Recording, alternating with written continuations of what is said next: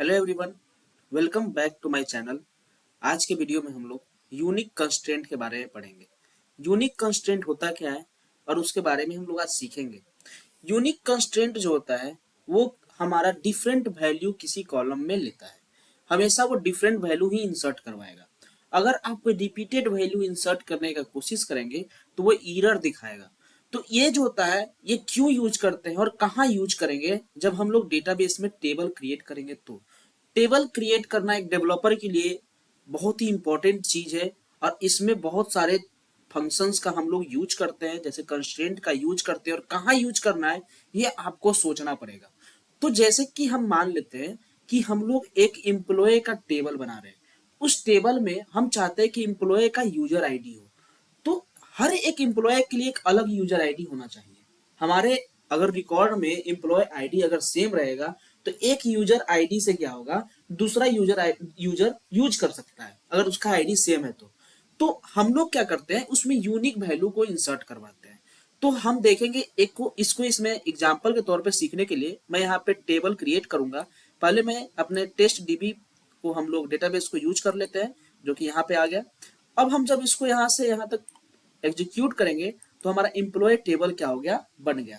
हम इसमें कुछ वैल्यू इंसर्ट करके पहले आपको दिखाएंगे। इंसर्ट इनटू एम्प्लॉय,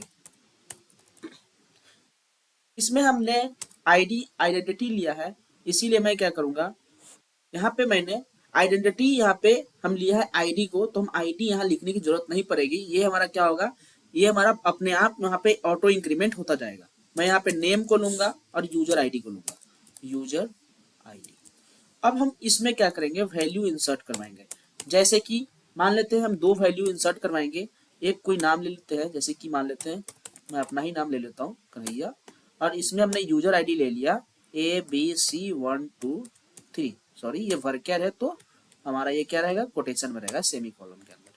अब इसको जब ब्रैकेट क्लोज करेंगे और हम इसको जब इसको एग्जीक्यूट करेंगे तो ये क्या होगा, हम इसको एग्जीक्यूट करेंगे तो हम देखेंगे एक रो इफेक्ट कर गया। अब हम इसको क्या करेंगे, चेक करेंगे सेलेक्ट क्वेरी लगा के।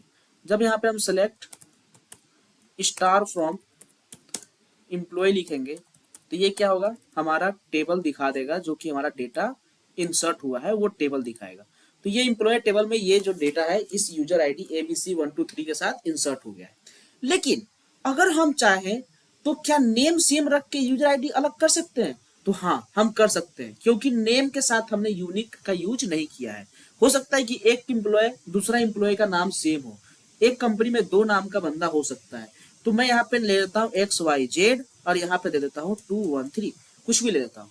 अब हम जब इसको यहाँ से एग्जीक्यूट करेंगे, इंसर्ट करेंगे, तो ये इंसर्ट हो गया। और अब हम देखेंगे कि हमारा आईडी नेम के साथ इंसर्ट हुआ है कि नहीं। कन्हैया कन्हैया दोनों का सेम है, लेकिन यूजर आईडी क्या है, डिफरेंट है। मतलब दो पर्सन है, इससे पता चलेगा कि ये दो पर्सन है। लेकिन अगर हम आईडी सेम रखे और नाम चेंज करने का कोशिश करें तो, जैसे कि मैंने लिया था ABC123, तो मैं क्या करता हूँ ABC123 ले लेता हूँ और नाम चेंज कर लेता हूँ। नाम मैं कुछ और ले लेता हूँ, जैसे कि मैंने ले लिया अभय। और मैंने इसको यहाँ से सेलेक्ट करके जब एग्जीक्यूट करूंगा तो यहाँ पे एक एरर आएगा, और वो एरर ये कहेगा कि आप यूजर आईडी में आप सेम वैल्यू इंसर्ट नहीं करा सकते हैं। अभी मैं इसको एग्जीक्यूट करके आपको एरर दिखाता हूँ। ये इस एरर को मैं कॉपी करके और आपको मैं दिखाता हूँ ये क्या बोल रहा है। इस एरर को मैं यहाँ से कॉपी करके आपको इसको पढ़ के बताता हूँ, बढ़िया से ये क्या बोल रहा है इसको समझना। बहुत एरर को समझना सीख गए तो आपको प्रॉब्लम बहुत कम होने वाली है। इसको मैं क्या करता हूँ, इस तरह से मैं इसको पहले नीचे कर लेता हूँ, ठीक है। अब देखिए इसमें हुआ क्या, इसको मैं कमेंट कर लेता हूँ पहले, अदरवाइज आपको लगेगा ये सारा मिक्स हो गया। कमेंट करने के लिए स्टार और स्लैश लगाते तो ये मल्टीपल लाइन कमेंट हो जाता है। तो ये देखिए, अब मैं इसको यहाँ से यहाँ तक को समझाता हूँ ये वो क्या है। तो जब आप इसको देखिएगा तो इसने बोला है वायलेशन ऑफ यूनिक की कंस्ट्रेंट। यूनिक की कंस्ट्रेंट जो है ये वायलेशन आप कर रहे हैं। क्यों? आपने एम्प्लॉय टेबल का ये जो हमारा आईडी है, कॉलम आईडी जो भी होगा, इसमें आपका ये यूनिक की कंस्ट्रेंट का आपने यूज किया है। कैन नॉट इंसर्ट डुप्लीकेट की इन द ऑब्जेक्ट एम्प्लॉय। आप एम्प्लॉय में कभी भी हमारा डुप्लीकेट वैल्यू यूज नहीं कर सकते हैं। और वो डुप्लीकेट वैल्यू क्या है वो भी बताया है कि द डुप्लीकेट की वैल्यू इज ABC123, जो कि हमारा क्या था, वो हमारा यूजर आईडी था।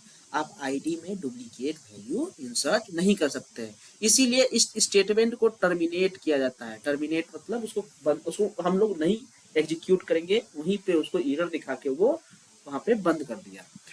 ये जो चीज आई, ये एरर आया, इस एरर से हमको सीखने को ये मिला कि हम लोग जब टेबल बनाते समय अगर हम किसी कॉलम में यूनिक की कंस्ट्रेंट यूज करेंगे, और ये ध्यान आपको रखना पड़ेगा कि कहाँ यूनिक की कंस्ट्रेंट यूज करते हैं। जैसे मैं 2-3 और एग्जांपल बता दूं कि आप यूनिक की कंस्ट्रेंट का यूज यूजर आईडी के साथ कर सकते हैं, आधार नंबर के साथ कर सकते हैं, पैन नंबर के साथ कर सकते हैं, वोटर आईडी के साथ कर सकते हैं, मतलब वैसे आईडी के साथ कर सकते हैं आप लोग जो कि सेम नहीं हो सकता है किसी और पर्सन का। जैसे कि ईमेल आईडी किसी का सेम नहीं हो सकता है, फोन नंबर किसी का सेम सेम नहीं हो सकता है। ये जो चीज है ना, अगर मान लेते हैं कि हम चाहते हैं कि एक एम्प्लॉय का एक प्राइमरी फोन नंबर हमारा कंपनी में दिया रहे, तो वो दूसरे एम्प्लॉय का फोन नंबर ना हो, ये चीज होती है, तो हम वहां भी यूनिक कंस्ट्रेंट का यूज कर सकते हैं। तो इस तरह से हमने सीखा आज कि यूनिक कंस्ट्रेंट का हम यूज कैसे करेंगे एसक्यूएल सर्वर के अंदर।